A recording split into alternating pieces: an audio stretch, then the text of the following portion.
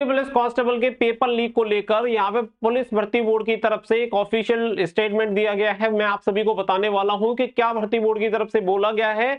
आप सभी को पता है कि काफी तेजी से ये मामला चल रहा है कि यूपी पुलिस कांस्टेबल का पेपर लीक हो गया है और ये टेलीग्राम के माध्यम से और हर जगह पे ये सर्कुलेट हो रहा है, जिसकी वजह से बच्चे काफी ज्यादा परेशान है, क्योंकि इतनी मेहनत करने के बाद भी अगर किसी का सिलेक्शन नहीं होता है तो भाई उसकी तो पूरी जिंदगी बर्बाद हो जाएगी।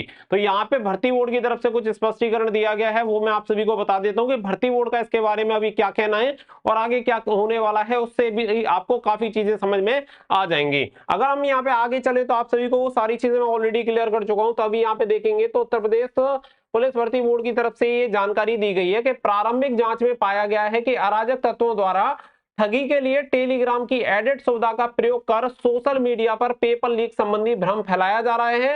बोर्ड एवं यूपी पुलिस इन प्रकरणों की निगरानी के साथ इनके सोर्स की गहन जांच कर रहा है।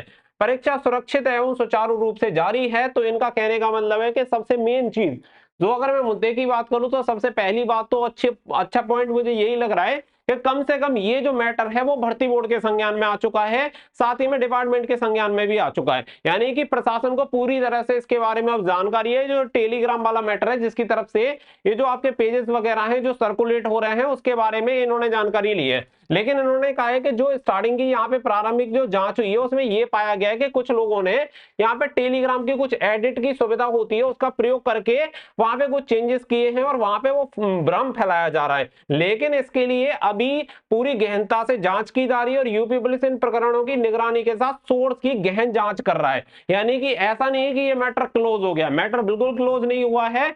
यूपी पुलिस भर्ती बोर्ड या जो भी डिपार्टमेंट इससे संबंधित है वो सभी डिपार्टमेंट इसे सीरियस लेके पूरी गहनता से जांच कर रहे हैं कि आखिर इसका सोर्स क्या है और ये रियल है या नहीं और कितना रियल है। वो सारी चीजें जांच होने के बाद डेफिनेटली इस पे एक्शन लिया जाएगा। तो ये बच्चों के लिए बहुत अच्छी बात है कि कम से कम अगर ये मान के चल लेते हैं कि अगर ये रॉन्ग है, अगर ये गलत है, तो कम से कम दिमाग में ये भ्रम तो नहीं रहेगा कि भाई ये चीज ऐसी हुई है, पेपर लीक हुआ है, कुछ भी है। कम से कम ये जरूरी है कि बच्चों के दिमाग में जो चीजें हैं वो स्पष्ट हो। अगर पेपर लीक हुआ है तो कार्रवाई हो, अगर पेपर लीक नहीं हुआ है तो उसके लिए एक स्पष्टीकरण देके क्लियर कर दिया जाए कि इस तरीके से ये प्रोसेस अपनाया गया है, कोई पेपर लीक नहीं हुआ है। तो ये सारी चीजें यहाँ पे क्लियर हो जाएंगी। तो ये बहुत ही बढ़िया चीज लगी कि कम से कम भर्ती बोर्ड की तरफ से एक ट्वीट करके ये जवाब दे दिया गया है। आगे इससे संबंधित कोई जानकारी होगी वो आप सभी को मिल जाएगी, बट कनेक्टेड रहिए क्योंकि आपका सपोर्ट की बहुत ज्यादा जरूरत है और बिना आपकी सपोर्ट के कुछ भी पॉसिबल नहीं है, क्योंकि ये सारी चीजें सिर्फ आपके लिए की जा रही हैं और जो भी चीजें होंगी वो आप सभी के लिए जरूर से की जाएंगी।